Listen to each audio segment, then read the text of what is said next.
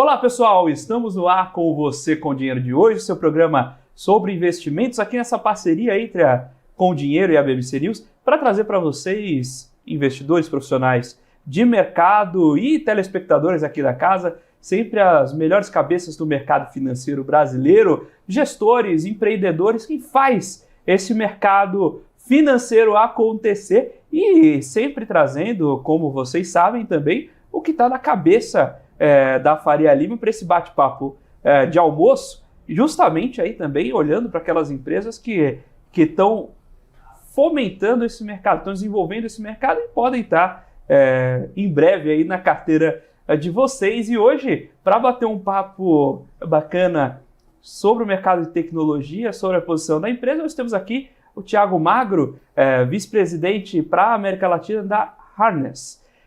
Thiago, prazer recebê-lo aqui no programa. Thiago, as pessoas vão conhecer, né? Então, Magro, prazer recebê-lo aqui no programa.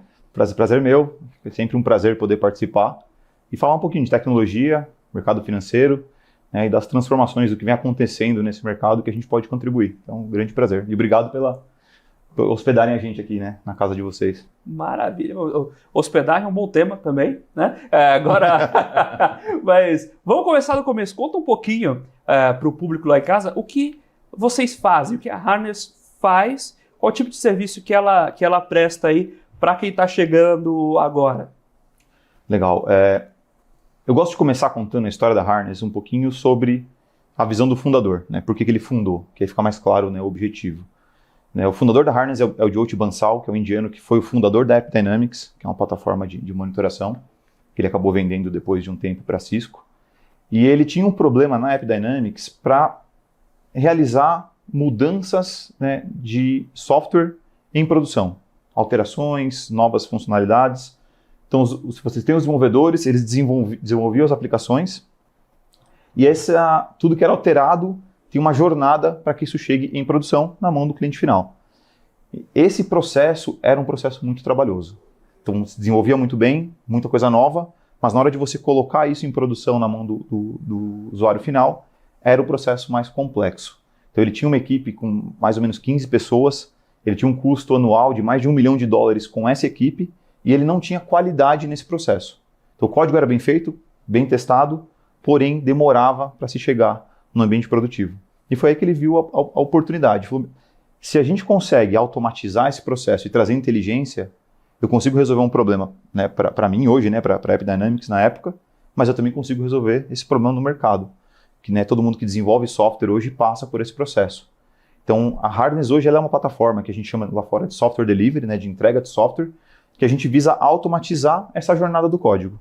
Uma vez que esse código sai da mão do desenvolvedor, ele entra dentro da nossa plataforma de forma totalmente automatizada e ele vai até a produção. Então esse é o nosso papel, né? Entregar isso com qualidade, com velocidade e pensando sempre na experiência do desenvolvedor. Como eu melhoro a experiência para esse colaborador. E quais são as dores, os gargalos nesse processo de entrega do versionamento? Onde, por exemplo, hoje você tem um GitHub, por exemplo, fazendo esse represamento das versões, assim por diante.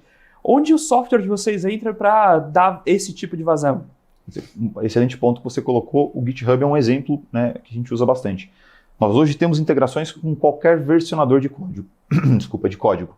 Então, se você usa um GitHub, se você usa um GitLab, um Bitbucket, não importa onde o seu código está, a Harness ela se conecta e ela começa o processo a partir da alteração. Então, você colocou uma alteração dentro do seu versionador de código, as minhas automações entram em cena e levam aquela alteração, testam para múltiplos ambientes, passa, né, para um ambiente de QA, um ambiente de pré-produção, até chegar no ambiente produtivo. Isso de forma totalmente automatizada. Então, a ideia é que você não tenha o seu desenvolvedor gastando tempo com esse processo. Ele foque naquilo que ele é bom em fazer, que é desenvolver código, né, que é alterar o ambiente, colocar novas funcionalidades. Dali para frente, a gente consegue trazer automação e inteligência, né, inclusive inteligência artificial agora, para esse processo, para fazer ele cada vez mais seguro e mais rápido. E onde, sem utilizar o serviço da Harness, onde geralmente esse processo para? O que consome horas de um desenvolvedor no desenho desse fluxo de liberação? Hoje é a complexidade. Vamos imaginar esse cenário 10, 15, 20 anos atrás. Então você tinha um servidor e você rodava a sua aplicação nesse servidor. Então era algo de baixa complexidade. O desenvolvedor conseguia pegar um código, colocar, derrubava a versão antiga, colocava a versão nova, subia, estava funcionando. Com a cloud, né, com o surgimento da cloud e a complexidade aumentando, os gargalos começam a existir porque você tem vários ambientes, você não tem mais aquele que a gente chama de monolito, né, aquela aplicação que era uma versão só rodando em produção, você passa a ter microserviços, então você tem diversas workloads que a gente fala, né, essa sua aplicação ela é quebrada em diversos serviços e esses serviços precisam ser atualizados. Então essa complexidade com que você lida com esse ambiente é o que gera o gargalo para o desenvolvedor. Não é mais um script simples que faz uma atualização. Então você tem scripts mais complexos que interagem com múltiplos ambientes para que você garanta que todos eles estejam com versões compatíveis, né, que estejam com a última atualização e que esteja testado muitas vezes em ambientes multi-cloud. A gente sabe que hoje tem vários players de cloud, né, no Brasil aqui investindo forte. Então é importante também esse cenário que você consiga atender toda essa estrutura que foi criada. A gente teve aqui, inclusive, o pessoal da Claranet discutindo um pouco dessas estruturas também. E mesmo na Com Dinheiro a gente tem sentido um pouco dessa transformação. A gente usualmente disponibilizava a aplicação via servidor bare metal, que não é igual você ter o servidor dentro de casa, mas é parecido, porque geralmente você jogava a aplicação sem só é dono lá. do servidor, né? Exato, e nos primórdios, né, como os incas faziam, a gente caiu o servidor, você ia lá, ok, pega a URL e joga, direciona para outro servidor, tudo bem. Subiu, está funcionando. Para evitar a indisponibilidade nesse período, a gente começa a codar uma série a gente coloca vários servidores com bouncer, e aí começa a aumentar essa complexidade. Sim. E uma coisa que eu, conversando, inclusive a gente faz aplicações que rodam dentro dos bancos. Então você tem que ter um servidor que roda com os requisitos de segurança do banco, o código está lá, você não tem acesso toda hora para fazer upload de versão, e uma dor que a gente sente é justamente como você vai ficar regulando a versão quando parte da aplicação não está na sua mão. Sim. E aí esse tipo de conversa com o código e controle, vocês fazem por lá também? Sim. Eu acho que, dado esse cenário que você colocou, que acho que é muito, muito relevante, a gente percebe que foi criado hoje o que a gente chama de um silo, que é um time específico para lidar com isso, que é um time de DevOps, né? Que hoje cuida de toda essas estruturas. Esse time, a gente fala muito que ele virou um silo porque ele acaba abraçando o processo e ele é o dono de tudo aquilo que envolve essa jornada de mudança. Então, quebrar esse silo, eu acho que é muito importante. Quando você tem essa informação que ela fica relegada a uma equipe, você não tem visibilidade do que acontece. Então, se você tem múltiplas versões rodando, como você controla a versão que tem que estar em produção, né? Como você consegue testar aquela versão e por onde essa versão passa, eu acho que é muito importante. Então, a gente começa a olhar para esse lado de versões, né? de alterações, quebrando esse silo, trazendo essas alterações de forma mais visível para todo mundo que participa do processo, para que você ganhe velocidade. Né? Se eu entendo como meu código roda em produção, qual a versão que está rodando, se eu preciso alterar, eu sei exatamente o que acontece. Eu consigo interagir com mais equipes para que essa alteração chegue de forma mais segura, né, no ambiente produtivo. Eu acho que isso é um pouco do que a gente tem visto. Né? Um primeiro grande momento onde se criam as equipes, essas equipes abraçam o processo, e aí você gera gargalo também. Né? O time de DevOps começa a ser um gargalo em muitas empresas que a gente conversa, porque a quantidade a demanda é muito grande, e eles têm que lidar. A gente tem clientes hoje que tem 50 squads, né, de desenvolvedores, cada squad com 10 profissionais, então 500 pessoas, e aí você tem um time com 5 engenheiros DevOps cuidando, a demanda ela fica difícil de lidar. Especialmente durante a pandemia, a gente foi conversando com players de mercado de tecnologia aqui no Brasil e olhando um pouco de dor, como é que o camarada cresce.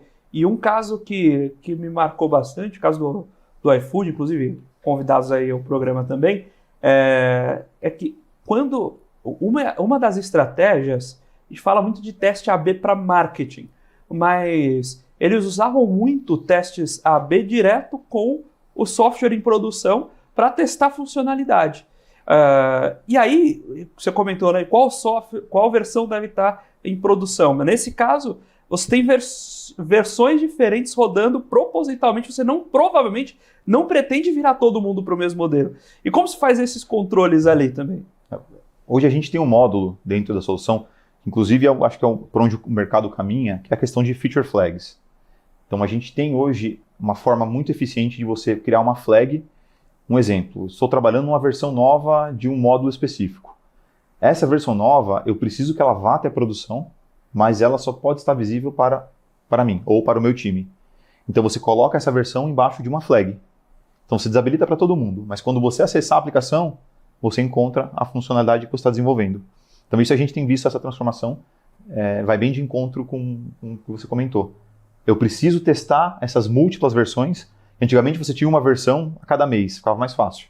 Vou lançar a versão 2, né, da minha plataforma. Você juntava todas as mudanças, lançava a versão 2.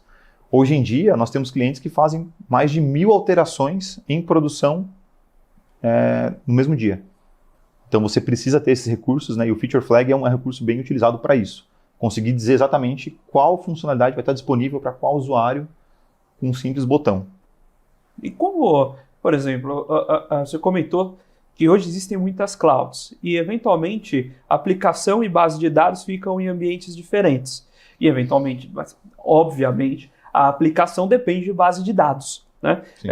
E como funciona a gestão nessa camada? Vocês conseguem também fazer esse tipo de plug para evitar que você tenha uma aplicação que depende de determinada base de dados, só que o servidor que guarda a base de dados para aquela versão não foi atualizado ou foi atualizado junto com todo mundo, e aí você acaba bugando, né, esse versionamento justamente pelo descasamento entre base de dados e aplicação? Sim, isso é muito comum de acontecer. Eu acho que é um dos grandes problemas hoje de quem não tem um processo mais maduro, né? Como a gente endereça isso?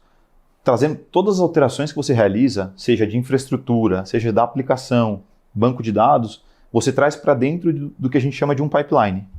Então eu tenho um pipeline de transformação, que ele segue uma ordem, né, cronológica muitas vezes de atualização, e ele executa, ou se alguma coisa falha, ele faz o rollback automatizado. E o banco é uma desses pedaços. Então quando você tem uma alteração grande, que ela envolve mudanças de infraestrutura, mudanças de banco de dados, mudança de código, esse pipeline que vai rodar esse processo, ele vai ter todas as caixinhas desenhadas. E um diferencial grande da Harness em relação aos outros competidores é a parte visual. Eu tenho hoje o pipeline visual, eu vejo as caixinhas, eu vejo exatamente o que acontece em cada momento com o feedback em tempo real.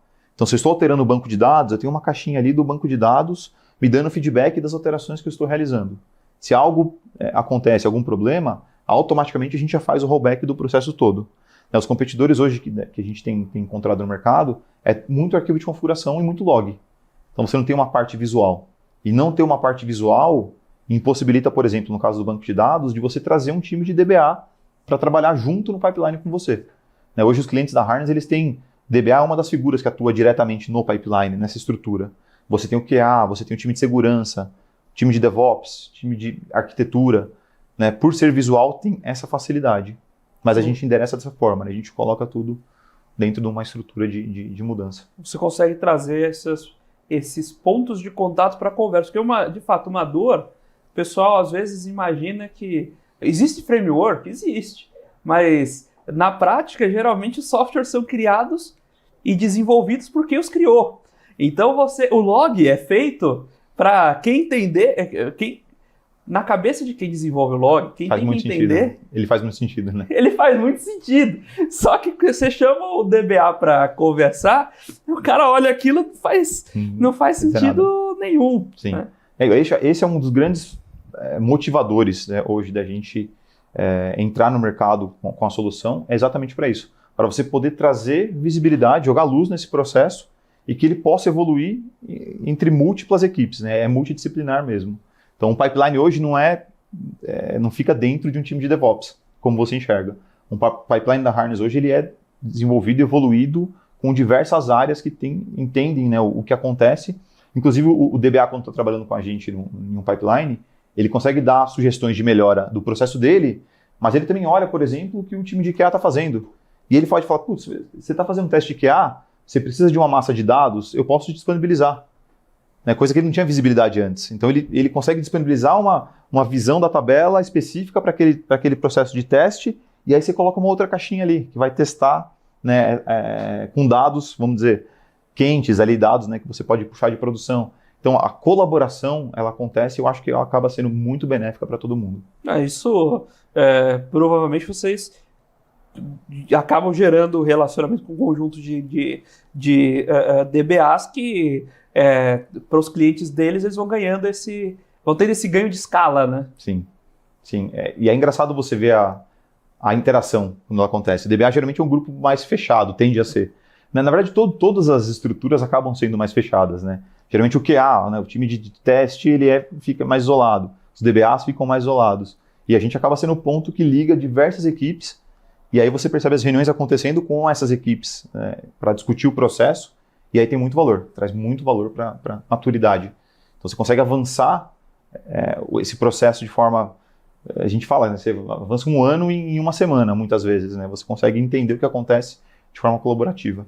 Uma coisa que eu sinto bastante, aí conversando com os clientes, né, com amigos do mercado, que a gente viu uma digitalização muito importante no mercado financeiro, onde hoje é comum que as pessoas paguem lá suas contas via aplicativo, façam suas aplicações via aplicativo, só que os softwares dos bancos eventualmente foram programados lá em Delphi. Eles são de outra geração, outra época. Primeiro, porque eu estou trazendo isso justamente porque alguns amigos meus falaram, olha, você vai soltar o bancão X, vai soltar o aplicativo, a versão no fim de semana caiu. Isso trava todo o sistema, que trava em qualquer lugar, não é só no banco e não é só na startup. Né? Só que o que eu fico pensando é a dificuldade adicional que você traz quando você tem códigos escritos em linguagens antigas que eventualmente não têm atualização e que foram criadas numa época que tudo isso que a gente está conversando não existia. Sim. Né? Vocês têm recebido essas demandas desses bancos, dessas estruturas, e quais soluções a gente consegue dar para esse tipo de dor de cabeça?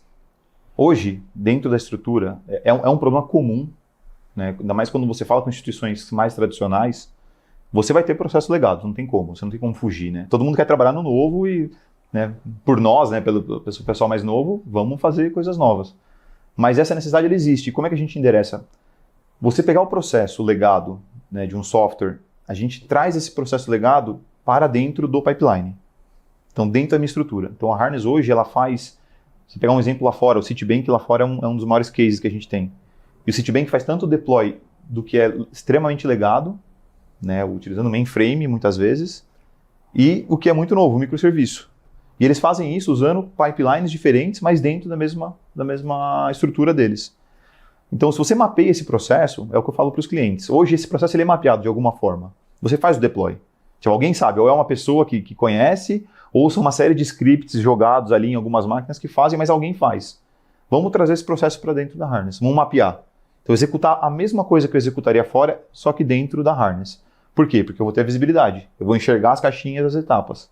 Então, eu não estou mais executando isso manualmente, eu já começo a ganhar o primeiro ponto, automação. Já posso executar isso de forma automática, por mais que seja extremamente manual. Uma vez que você mapeia, você começa a evoluir. E aí entra aquela conversa de trazer outras equipes. Quando você mapeia esse processo e você traz um DBA para ele olhar, ele fala, putz, que legal, não sabia que o processo de deploy acontecia dessa forma. E ele começa a dar sugestões. Time de QA, mesma coisa. DevOps, mesma coisa. Então, eu acho que a melhor forma de endereçar é trazer para dentro da plataforma, da forma como é feito hoje. Não muda nada. Só deixa a Harness ser a ferramenta executando esse trabalho. E aí, a partir disso, você cria as linhas de evolução. Então, você vai ter um pipeline original, né, que foi o primeiro pipeline para cuidar do legado, e aí você começa a criar versões desse pipeline. Igual você versiona o código da aplicação, dentro da Harness você pode versionar também o seu pipeline. Tem a versão 1, depois você faz a versão 1.1, 1.2, e assim você vai, né, melhorando esse processo. Até o momento onde você começa a enxergar a oportunidade de modernização. Teve clientes nossos que começaram com um deploy de legado, numa estrutura de data center, e o processo ficou tão bem mapeado que ele falou, putz, essa última perna aqui, que eu estou fazendo deploy no data center, eu agora quero rodar na cloud. Então faz de maneira muito simples, você pega um conector da cloud, pluga, e ele vai te dar acesso a rodar essa aplicação dentro da cloud. Então a gente acelerou também o quê? A jornada cloud, né, desses clientes, de rodar esse legado em ambientes que eles não pensariam em rodar. Não sei se eu respondi, mas eu acho que... Não, tá claro. Você falando, trouxe exatamente alguns cases ali do que a gente fez com alguns clientes. Então a ideia de, essencialmente, você vai redesenhar um processo, e aqui, aí a gente está falando de tecnologia, mas o processo de empresa era assim. Lá na década de 80, quando a gente foi passar a desenhar processo, a gente ia lá no Visage, desenhava losango, triângulo e bola, né? Mas aí primeiro desenha e depois você vai achando os gargalos e vai remodelando aquilo para o que traz mais eficiência. E pelo que você estava contando, é mais ou menos por aí. Então, deixa eu entender como é o processo de deploy de cada uma das sessões, das aplicações, e aí a partir desse desenho eu consigo ir identificando onde estão os pontos de dor e consigo ir melhorando e vou trazendo versões. Exatamente. E como vocês interferem nesse meio? Então, vocês vão lá, ajudam o pessoal a desenhar, e aí o pessoal eventualmente vai trabalhando a partir de um software, ou isso vem mais como modelo consultivo? Então, vocês vão desenhando com o time da empresa os processos e as melhorias?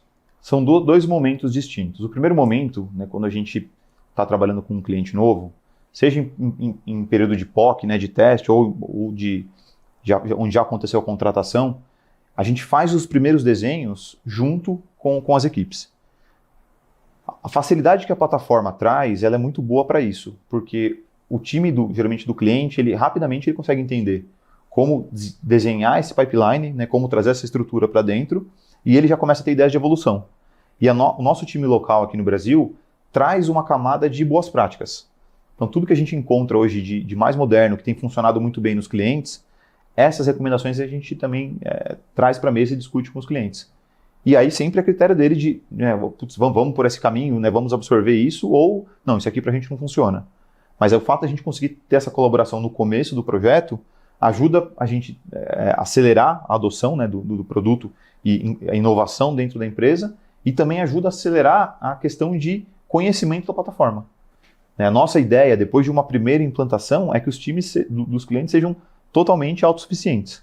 Eles consigam desenvolver a partir dali qualquer necessidade em cima da plataforma. É um dos propósitos, né, da plataforma, exatamente esse. E como funciona, né, nessa linha, modelo de negócio de vocês, né? Vocês são contratados como um FII mensal? Vocês são contratados como uma consultoria de implantação? Vocês eventualmente têm parceiros de implantação e depois aciona vocês com FII mensal? Como é desenhado quem contrata a Harness hoje? Nosso modelo de licenciamento, ele funciona majoritariamente com base em usuários. Então você vai fazer uma contratação, ele é uma plataforma oferecida como serviço, né, através do nosso SaaS. Tem também a plataforma on-premises. Então, se existem mercados regulados onde eu tenho que rodar a estrutura dentro de casa, a gente também consegue atender. Mas o modelo de licenciamento é basicamente por usuário. Então, quais as pessoas que vão interagir hoje com a Harness? Quais pessoas vão tirar proveito da plataforma? Então, você cria-se um pool de licença, geralmente contratos ou anual ou 3 anos, e a gente faz esse licenciamento. E aí o uso ele é liberado, a gente não tem limitação de uso. Que a ideia é não limitar exatamente. Se eu conseguir ter, por exemplo, 100 desenvolvedores licenciados, eles vão poder fazer quantos deploys, quantas alterações, aí o uso é livre. Inclusive quantas aplicações ele quiser. Aplicações ele quiser. Unidades de negócios distintas, ele pode ir criando ali suas... não sei como vocês chamam, mas criando esses seus processos de deploy ali individualizados. Sim. A gente tem muito não, né? Temos alguns clientes que são fábrica de software. Então eles usam a Harness hoje em um modelo onde eles criam organizações dentro da própria Harness. Então ele cria uma organização para lidar com um tipo de cliente, ele cria uma outra organização dentro da Harness para outro tipo de cliente. Então com isso ele também consegue separar totalmente os ambientes e trabalhar, né, de forma isolada, quando preciso. Quando a gente faz esse processo, tem o desenho do processo, você comentou sobre automatização. Vocês têm ali integrações com alguns desses versionadores. Mas, por exemplo, quando cheguei num ponto, preciso retroagir a versão. Tem ali, digamos, programação do lado de vocês que você vai lá e já automatizou o gatilho para voltar à versão anterior? Excelente pergunta. Por que excelente? Porque eu acho que a Harness ela surgiu em cima desse propósito inicial, que era eu conseguir colocar uma versão em produção e eu, de forma totalmente automatizada, usando machine learning para aprender comportamento, tomar a decisão de fazer o rollback. Então, o primeiro produto da Harness a gente chama de que é o Continuous Delivery, que é esse processo de entrega. Então, você imagina que você usa o seu GitHub, você faz o CI, né, que é a parte de integração, gera uma versão da aplicação. O meu primeiro produto ia lá, pegava aquela versão e colocava em produção. Quando ele colocava em produção, ele se conectava nas plataformas de observabilidade. E eu começo a trazer essas métricas, né, eu faço a ingestão dessas métricas, aprendo o comportamento e tomo decisão de rollback automatizado. Então, por exemplo, o código subiu, a versão subiu, e aí eu começo eu sei que eu tenho na aplicação a mensagem de erro XPTO. E aí ele começa a identificar que está dando muito aquela mensagem de erro que não era comum e ele faz o rollback automático. Isso. Ou, esse é um exemplo claro, perfeito, o outro é tempo de resposta. Fiz uma alteração que meu login ele demora 1 segundo, mas por algum motivo, né, alguém fez alguma alteração, banco, esse login começa a demorar 2, 3, 4, 5, automaticamente eu falo, tem alguma coisa errada, volto a versão, então já garanto que para o usuário final vai estar estável e eu dou todo o feedback para o desenvolvedor. Falo, essa alteração que você fez, essa versão, ela desviou essas métricas, aqui tem os traces relacionados ao desvio, faz o troubleshooting, corrige e coloca de novo. Então a ideia é que a esteira ela seja um grande suporte para o desenvolvedor, o que não é hoje com todas as outras plataformas. Né? A gente faz questão que ela seja, que a plataforma consiga dar esse feedback para o desenvolvedor rápido sobre o que aconteceu com o código que ele gerou, para que ele consiga alterar e colocar dentro da esteira de novo. Então você percebe que ele tem essa interação muitas vezes ao longo do dia, ele altera, corrige, coloca, né, faz o commit desse código, ele entra na esteira, vai para a produção. E outra coisa legal, né, do processo de deploy é a estratégia que eu vou usar para colocar essa versão em produção. Né, a Harness tem uma estratégia que é muito fácil de você usar, que é chamada de canário, né, que é o Canary Deployments. O canário, o que ele faz? Ele pega uma parte do seu ambiente e coloca essa versão nova só num pedacinho pequeno. E aí ele fala, deixa eu ver esse pedacinho pequeno em relação ao resto. Né, porque a maioria dos clientes, hoje eles têm ambientes grandes, né, então a mesma versão rodando em muitas máquinas. E aí eu faço comparação. Tá ok? Eu vou aumentando, né, a quantidade de máquinas até que eu tenha 100% do ambiente atualizado. Qualquer falha que eu encontre no meio do caminho, eu desfaço todo o processo automaticamente. E até um caso curioso, quando a gente começou aqui na Harness, a gente perguntava para os clientes, falava, você faz hoje deploy automatizado? Ele fala, de certa forma sim. E rollback? Não, rollback é totalmente automatizado. Aí você falava, me conta. Põe a versão no ar, avisa o time de operação, eles ficam monitorando os dashboards. Se aparecer um alerta ou algum desvio, ele avisa o nosso time, eu vou lá, aperto um botão e eu faço o rollback. Foi legal. O problema o que é automação, né? Para ele que é o problema, não é automação, ele está achando que está automatizado. Quando você explica que você faz tudo isso de forma 100% automatizada, sem depender de nenhuma outra equipe, e aí é onde o cliente para e fala, nossa, realmente, calma aí que o que vocês fazem é diferente. Isso é realmente um processo automatizado. Eu faço um deploy, eu analiso performance, eu faço rollback sem depender de nenhuma outra área. E aí muda totalmente o jogo. E aí a gente consegue trazer confiança para as empresas para que elas consigam fazer mais alterações em produção, porque elas têm a segurança que não vão estar impactando o usuário final. E a própria leitura, você comentou de o pessoal ficar avaliando os dashboards, mas você não sabe se você está olhando todas as informações que você precisaria, né? Então, quando você imputa esse tipo de inteligência, você abre outras portas para antecipar esses pepinos, né? Sim. Um outro ponto legal dessa automação é a questão do log, né? Que a gente falou lá atrás que o log pode dizer muito para alguns times, para outros times não quer dizer nada. Para Harness é legal porque eu aprendo o comportamento do log. Então, se a sua aplicação ela tem, né, quando você faz um deploy, ela gera um número específico de erros, eu aprendo e falo, legal, ela sempre gerou esses erros, ela está gerando esses erros, eu vou aprendendo. Você fez uma alteração, estou usando uma lib diferente, que gerou uma exceção nova em produção, eu faço rollback, porque eu não conheço aquele erro. Então, você não precisa ficar analisando, né, uma quantidade enorme de log para poder encontrar. Eu faço esse papel. Né? Eu tenho machine learning, eu tenho um aprendizado automático, e eu olho e tomo a decisão de fazer o rollback com base em algo que eu estou vendo fora ali do padrão. E, obviamente, quando eu faço rollback, a informação volta para o dev. Fala, dev, você gerou esse seu deploy, gerou essa exceção em produção. É normal? Aí o dev pode entrar e falar, não, isso aqui é esperado, vai acontecer porque é padrão do framework novo. Perfeito, aprendi, próximos deploy, a coisa vai lisa. Apareceu um erro novo que eu não conhecia, rollback. Né? Então nossa prioridade é a segurança do ambiente produtivo. É evitar que esses erros impactem o usuário para que eu tenha uma disponibilidade maior das aplicações. Estamos batendo esse papo aqui com Thiago Magro, vice-presidente de Latinoamérica aqui da Harness, batendo esse papo com a gente sobre tecnologia, sobre a gestão de processos em tecnologia, um assunto cada vez mais em voga, cumprindo sempre a missão do programa de trazer para você, investidor profissional do mercado, telespectador aqui da casa, as melhores cabeças do mercado para esse bate-papo com você e sempre por quem faz o mercado acontecer. Agora nós vamos para um breve intervalo, daqui a pouquinho a gente volta com o segundo bloco do Você com Dinheiro de hoje. PNC News. Informação que gera valor. O que impacta a economia e o mercado global. Aqui no BMC News você acompanha em tempo real a abertura do mercado e todas as movimentações do mundo dos investimentos. Notícias acompanhadas de opiniões de grandes especialistas para ajudar você na melhor tomada de decisão na hora de investir. Eu, Paula Moraes, estarei com você de segunda a sexta, às 9h30 da manhã, no BMC News.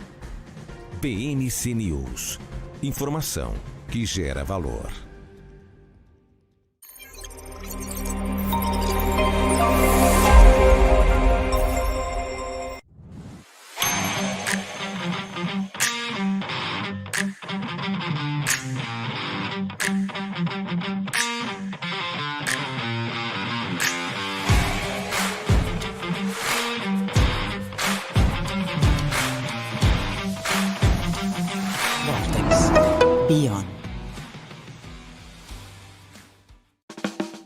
Quem só vê o BTG como um banco de investimentos, não vê todos os benefícios que ele pode oferecer. Aqui você tem a liberdade de ligar a qualquer hora. E tem a confiança de contar com o time BTG. É você no controle da sua vida financeira de um jeito simples e compatível com a sua rotina. O BTG reconhece quem é você e está pronto para potencializar a sua trajetória. As empresas que fazem parte do seu dia a dia estão em uma das maiores bolsas do mundo, a Nasdaq. E a boa notícia é que você pode investir nessas empresas diretamente pela Avenue, sua corretora nos Estados Unidos. Com os dados das ações dos Estados Unidos fornecidos pela Nasdaq em tempo real, o cliente Avenue pode acessar diretamente as maiores bolsas do mercado americano. Entre neste mercado de tecnologia e inovação. Acesse avenue.com.br/Nasdaq e seja bem-vindo ao mercado global. PNC News. Informação que gera valor.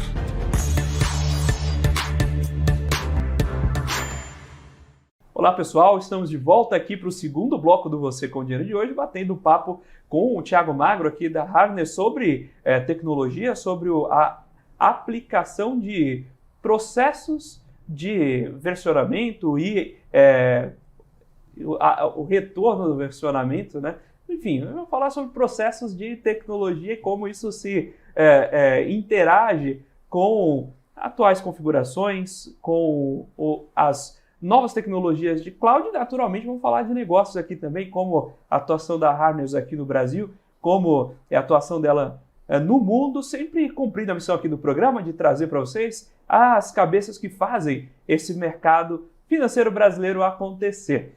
Tiago, então, voltando ali para o segundo bloco, deixa eu perguntar também um pouquinho sobre empresa.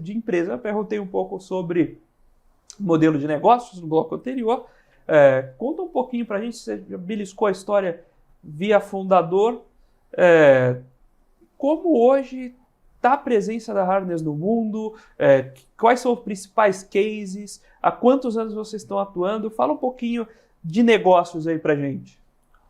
A Harness ela surgiu em 2016, né? Quando o Jyoti ele viu a oportunidade, né? Ele fez a venda da empresa anterior da AppDynamics, né, para a Cisco, e ele parte desse investimento, ele monta uma Venture Capital e monta a Harness. Desde lá, hoje, nós temos mais de 600 clientes, né, globalmente falando. Entre os principais cases, a gente gosta muito de destacar a United Airlines, que ela conseguiu 75% de agilidade no processo de software delivery, né, com as soluções da Harness. Nós temos outros grandes, o Citibank, que eu comentei no primeiro bloco, é um case muito forte, por ser uma instituição grande, complexa, que a gente atende. No Brasil, nós temos algumas fintechs importantes já, né, com contrato, né, com a Harness, tanto na parte de software delivery, quanto na parte de FinOps. Nós também temos um módulo hoje muito forte na parte de FinOps, que ajuda você a reduzir esses custos de cloud. Então, geralmente são as duas entradas que a gente está vendo. Em termos de maturidade, o Brasil e a América Latina, se você olhar o desenvolvimento do mercado americano, a gente está sempre um pouquinho, né, atrasado. Então, muito do que acontece lá, em poucos anos, começa a acontecer aqui com uma força grande também. E o que a gente vê lá é uma maturidade muito grande. O que é maturidade no nosso mercado? São clientes que entendem que a área de DevOps precisa de solução, precisa de ferramentas para resolver o problema e conseguem alocar budget para isso. Então não são todos os clientes que a gente tem falado que estão preparados para investir. Até porque não é um problema que você, naturalmente, define que vai ser resolvido com plataforma. As plataformas elas começaram a evoluir muito nos últimos anos, então acho que é um movimento natural que o mercado comece também a alocar budget e falar, olha, vamos resolver isso aqui com uma solução ao invés de contratar pessoas e resolver isso dentro de casa. A gente encontra muito aqui no mercado nacional empresas que montaram times de DevOps, times grandes inclusive, para resolver o problema, mas que depois de alguns anos você percebe que não consegue entregar, que a complexidade ela é muito alta. Então, mercado, para a gente, acho que é um momento muito favorável de estruturação. Como eu comentei, a gente tem hoje dois grandes focos, que é Brasil e México. Nós temos estrutura de venda, estrutura de pré-venda, estrutura de pós-venda, né, nos dois países. E através desses dois países a gente consegue ter uma cobertura boa, né, na América Latina. Mas, obviamente, quem desponta hoje dentro dessa estrutura é Brasil e logo depois o México, em termos de maturidade de investimento. Isso aqui dentro de América Latina. América Latina. E hubs globais, Estados Unidos sempre, e Europa como olhado para isso? Geralmente, o que a gente vê, a Harness ela seguiu esse caminho. Né? Quando você tem uma startup, geralmente ela ganha relevância no mercado americano e ela naturalmente, o próximo passo é desenvolver a Europa. Então, foi exatamente o caminho que a Harness tomou. Então, ela desenvolve os Estados Unidos, ganha relevância, tem um share de mercado relevante, começa a investir em Europa. Depois da Europa, naturalmente, vai para o que a gente chama de APEC, né, Ásia-Pacífico e América Latina. Esse é o movimento natural. A Harness ela seguiu esse mesmo movimento, mas eu diria que ela foi um pouco mais agressiva. Ela acelerou o investimento nos mercados emergentes, não esperou estar tão desenvolvido os outros mercados, até porque eu acho que é um assunto que também tem um crescimento rápido. Né? Então, ela, para aproveitar esse momento, ela acabou fazendo esses investimentos de desenvolver nessas regiões também. Hoje, você comentou que o próprio fundador, via VC, desenvolveu capital na empresa, mas tem capital externo também? Tem outros players que entraram para fazer investimento na Harness ou ainda é 100% capital proprietário? Não, tem um grupo interessante de investidores. Acho que os principais que a gente gosta sempre de mencionar é Google e ServiceNow. São dois grandes investidores hoje da Harness por trás, entre outros. A gente está na série D de investimento, a gente levantou mais de 400 milhões de dólares, o que dá, né, o fôlego necessário para que a gente busque no futuro um IPO, que é um caminho normal, né, também de desenvolvimento. Então, acho que os planos da empresa, o IPO faz parte dos planos da empresa. Perfeito. Não, isso é importante, inclusive quem quiser se preparar para investir no IPO, já vai conhecendo a empresa de agora, né? Sim. Como é que é aqui local, né? O que da operação está aqui em Brasil? A gente tem quantas posições aqui, o que a gente transmite daqui, o que fica centralizado na matriz? Como é a distribuição de trabalho lá dentro da Harness? Hoje nós temos em torno de 20 pessoas nessa região, né, da América Latina, que é basicamente equipes de venda e pré-venda, né? Venda, a gente fala que vendedor, né? Temos os vendedores aqui no Brasil e no México. Temos o time de pré-venda, que são os engenheiros, que atuam junto com o vendedor, né, no processo. E nós temos também um time de pós-venda, que nós chamamos de CSM, né, que é o Customer Success Manager, que atua nesses contratos, que é a figura que vai garantir que os clientes estejam recebendo o valor, né, daquilo que eles investiram. Então, se eu investir $1, eu pretendo retornar esse $1 aí em poucos meses. Então, o CSM é o cara que faz dá essa garantia, que atua próximo do cliente. Nós temos também desenvolvedores trabalhando no Brasil para a plataforma lá fora, o que é algo muito, muito legal, né? Começou com um profissional que veio, inclusive do Itaú, trabalhar com a gente, o Gabriel. Ele foi para essa área desse time que a gente chama de SWAT, que é um time que trabalha com contas grandes. E o pessoal viu muito valor, né? Então o pessoal de fora, inclusive, falou, putz, tem um pessoal, mão de obra muito qualificada no Brasil, um pessoal muito bom, e isso abriu espaço para outros, né? Então a gente tem em torno de 5, 6 desenvolvedores trabalhando do Brasil, mas aí não trabalham com o meu time, né? Eles trabalham com um time de desenvolvimento mesmo lá com as equipes dos Estados Unidos. A gente também tem um arquiteto que cuida da estrutura, né, que vai ser proposta para os clientes. Então o arquiteto tem esse papel, ele olha o contrato e ele fala, putz, vamos desenhar aqui, né, como a Harness vai interagir com os seus sistemas, né, nessa visão mais alto nível. Nós temos também marketing local, que é muito importante, né, quando a gente fala de startup, né, a Ana, que deve estar assistindo a gente, um profissional excelente, ajuda muito a gente nos eventos locais, no awareness, né, trazer a Harness para o mercado, e faz toda a diferença, porque se você tem um profissional trabalhando dos Estados Unidos, tem muita coisa em Latam que é do nosso mercado, né, da nossa cultura. Então é algo que a gente também sempre puxa. E fora isso tem um time de Inside Sales, que o Inside Sales é o profissional que ele vai buscar novos contatos dentro dos mercados. Então ele é o cara que vai pegar a mensagem da Harness e levar para um número de clientes usando automação. Então a gente também tem esse time aqui no Brasil, né, que é o time que encontra esses contatos, dispara essas mensagens para tentar conseguir reuniões, né, e aberturas para o time de vendas. E exatamente nesse ponto eu ia puxar minha próxima pergunta, que é como é um processo de vendas dentro de um modelo como esse? Porque claramente é um business essencialmente B2B, então a forma de buscar os possíveis prospects já é diferente, mas provavelmente o próprio formato de condução é diferente, né? É diferente quando você tem um mercado maduro. Então, a forma como G Suite vai prospectar alguém que já tenha Office é uma coisa. Sim. Você vai bater na porta e falar, venha substituir. Outra coisa é o mercado que você está, de certa forma, criando. Porque a concorrência, quando você está pensando nesse processo, o primeiro impulso da empresa provavelmente está em melhorar manualmente o processo. Então, cada um olha um pedaço de como pode melhorar, você vai, como você tinha comentado, melhora o dashboard que você monitora. Uhum. Não deixa eu ir ao mercado buscar uma solução software que veja isso para mim. Sim. Então, como é o desenvolvimento desse mercado aqui que você já acompanha mais de perto? Acaba sendo uma venda muito mais consultiva, a gente fala, porque é exatamente o que você falou. Muitas das empresas que a gente conversa, eles não têm a maturidade de entender que o investimento em uma solução vai trazer esse retorno. Então, é o nosso papel desenhar junto com o cliente esse cenário. Então, a gente faz um trabalho de desenhar o cenário atual, como estão as coisas hoje, quantas pessoas estão envolvidas no processo, quanto tempo eu demoro para colocar uma mudança em produção,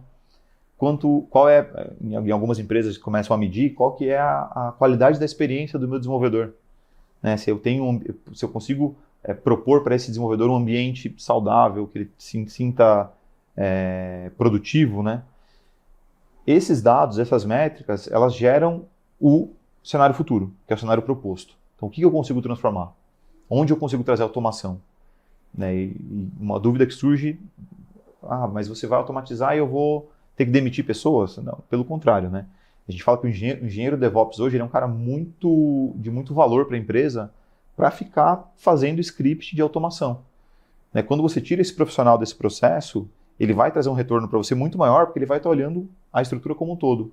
Né? Como melhorar a eficiência do processo como um todo. Né? Quais são os indicadores, quais as métricas, como eu consigo deixar meu ambiente mais resiliente, como eu consigo entregar uma experiência melhor para o desenvolvedor, para evitar o turnover, né? Para evitar perder desenvolvedores, que é algo que está acontecendo muito hoje. Né? Toda empresa que a gente tem falado tem esse problema, né, de dificuldade de contratar. Então, tudo isso gera um processo onde a gente consegue desenhar um business case com o cliente para falar, olha, você investindo, né, com esses módulos, esse é o retorno esperado. E mais do que isso, é a gente conseguir, a cada 3 meses, a gente faz uma avaliação do quanto eu consegui, né, o que eu andei, ou o que eu preciso de mais ajuda, onde eu preciso de ajuda. E aí você vai conseguindo, ao longo dos anos, trazer esse retorno para o cliente e fica mais fácil você conseguir expandir também. Né? Uma vez que você conseguiu investir e você tem esse retorno, a gente consegue abrir outras linhas de conversa para conseguir aumentar a presença da Harness, trazer mais automação, porque no final das contas eu estou melhorando, né, a qualidade do que está sendo gerado. Além desse ponto, né, inteligência em processo, você comentou um pouco sobre custo. Já tive problemas assim, a gente vai implantar um projeto, aí a gente usar um determinado cloud, eu não vou falar que pode parecer que eu estou falando mal, não é que eu estou falando mal, mas foi o que de fato aconteceu, a gente foi usar um determinado serviço de cloud. Só que era um serviço que por que a gente foi usar cloud? Porque era um serviço de muito tráfego, mas com pouquíssimo armazenamento. Vamos lá, não vamos colocar no servidor nosso, vamos deixar no... Qual foi o problema? Não foi nossa surpresa. Quando a gente descobriu que cada micro arquivinho que a gente estava subindo, estava pagando ali um fee mínimo de pacote de transmissão. E aí a conta foi para as alturas de uma forma que não fazia sentido algum. Mas a gente descobriu isso quando chegou a fatura. Né? Que é geralmente quando as pessoas descobrem. Exatamente. Como é que vocês podem ajudar a prevenir esse tipo de susto? Nós temos um módulo que a gente chama de CCM, que é Cloud Cost Management, que é basicamente trazer luz para os custos de cloud que eu tenho hoje, e como eu governo.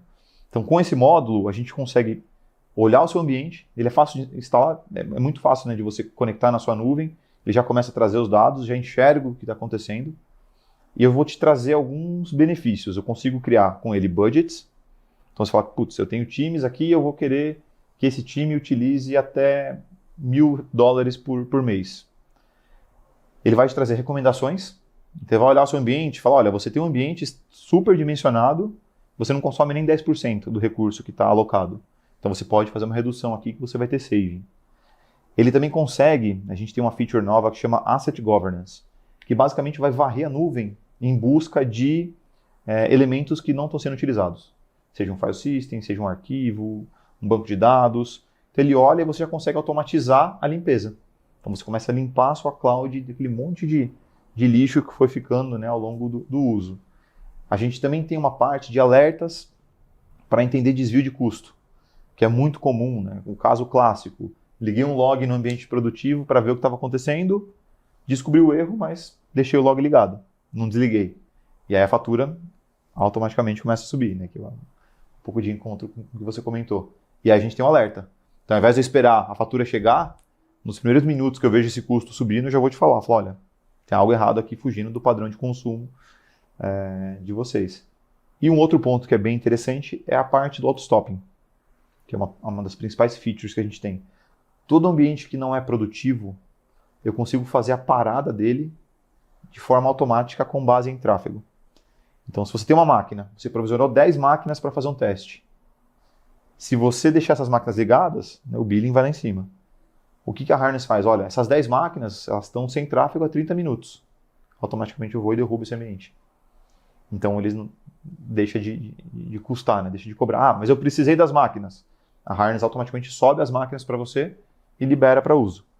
Então você quebra aquele atrito que existe dentro das empresas de os desenvolvedores precisarem de máquinas para testar as coisas, querer usar, e o time geralmente de cloud e FinOps falando, não vou liberar porque o custo é alto. Quando você tira esse problema do meio do caminho, facilita bastante. Então o custo reduz, diminui o atrito entre as equipes. Se o desenvolvedor precisar de 50 máquinas, libera 50 máquinas, não tem problema. Ele usa, ele parou de usar, te derruba, ele continua usando.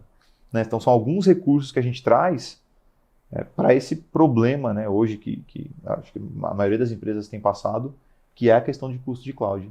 Todo mundo falava muito de jornada cloud, né?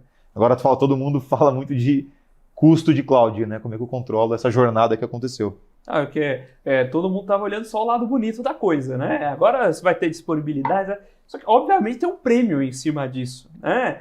Ninguém faz isso por amor à tecnologia. Né? Não existe almoço grátis. Não à toa a linha a linha mais rentável de Amazon é uma das linhas mais rentáveis. A Microsoft é rentável em tudo, mas é uma das linhas mais rentáveis lá também, com maior crescimento, porque você coloca um prêmio nessa flexibilidade. E aí eu vou puxar a próxima pergunta, que a gente viu essa migração para o cloud, a gente deve continuar aí, e outra coisa, a gente tem alguns grandes players globais nesse mercado. A tendência é ser digamos assim, utilizando de conceitos econômicos, né? Esse quase monopólio, no caso oligopólio natural, ou é possível que a gente veja outras soluções substituindo o que a gente tem de atual modelo de cloud e abrindo mais competição para esse mercado? A gente tem visto bastante, lá fora principalmente, a presença do híbrido. Né? Se discutiu muito o 100% cloud, né? Ou cloud native, como algumas empresas já nasceram, mas a gente percebe que para algumas ocasiões o cenário híbrido voltando a acontecer. Então, o que foi bom por um lado, né? Essa ascensão da cloud, esse desenvolvimento, ele acaba puxando também a oferta para quem oferecia, por exemplo, data center, né? Colocation. Então, esses serviços melhoraram. Então, hoje passa a ser uma opção e o híbrido começa para alguns cenários, ser uma realidade. Eu acho que ele vai por esse caminho. Em relação à competição de cloud, é difícil acho que aconteceu um domínio muito grande, né? Quando a gente fala hoje de AWS, Azure e GCP, são as maiores, né? A gente vê outros players crescendo agora no mercado, mas eu não vejo ninguém desafiando muito esse cenário. O que a gente vê bastante acontecer hoje são camadas de serviço em cima das ofertas de cloud. Então, tem muitas empresas hoje mais modernas que elas trazem uma oferta com facilidade, por exemplo, de operação, mas por trás ela roda isso dentro de uma AWS. Então você tem um prêmio e mais um prêmio, né, de uma outra camada que oferece ainda mais facilidade. Então, a gente vai construir os próprios três grandes players eventualmente estão no mesmo local por causa de justamente aproveitar essa infraestrutura, né? Então você acaba concentrando muito isso nesse, que eu tinha usado o termo de oligopólio natural, que você tem pouco espaço para alguém começar do zero e remontar toda essa infraestrutura, né? Sim.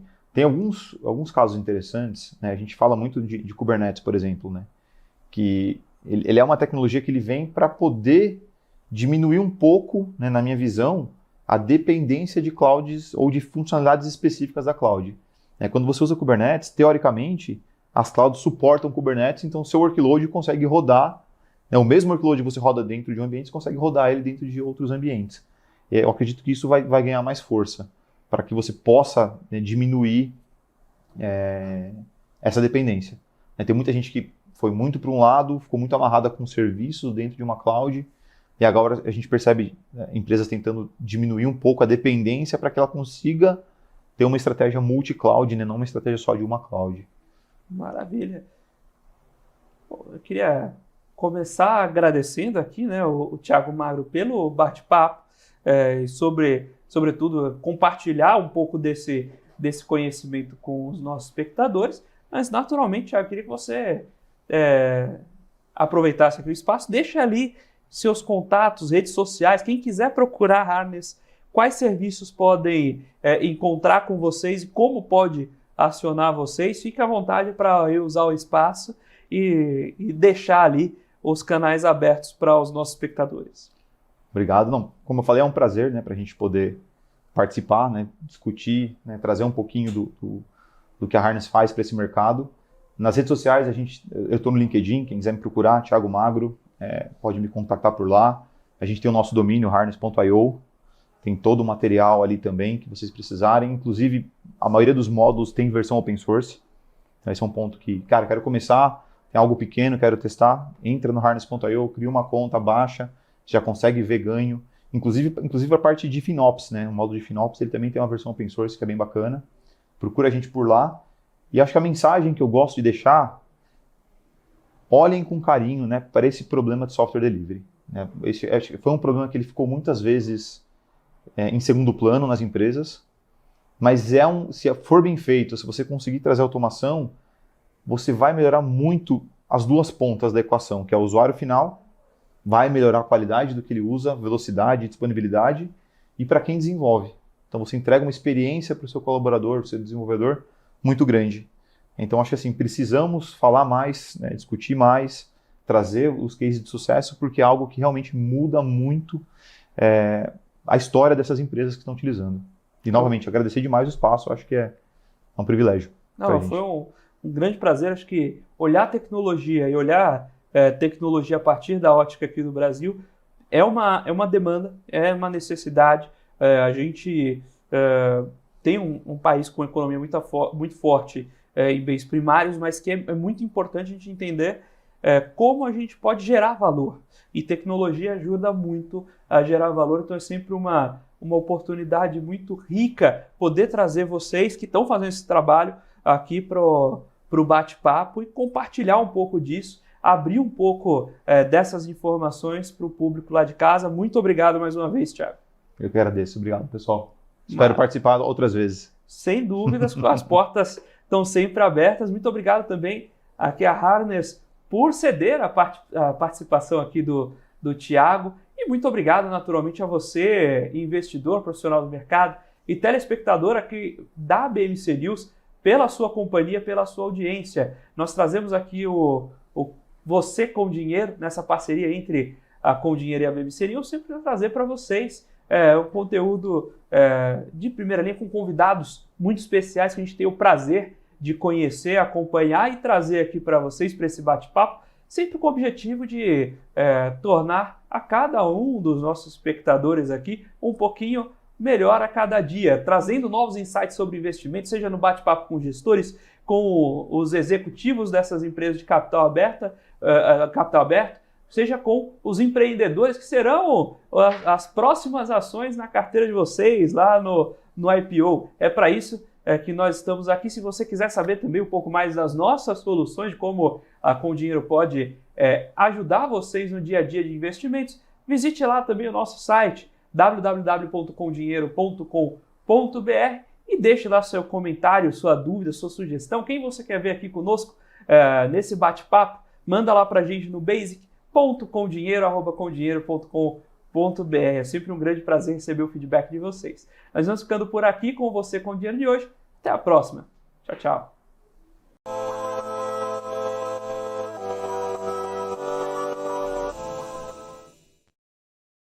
PNC News. Informação que gera valor. O que acontece no mercado financeiro no Brasil e no mundo está na BMC News. São 24 horas de programação para ajudar o investidor na melhor tomada de decisão.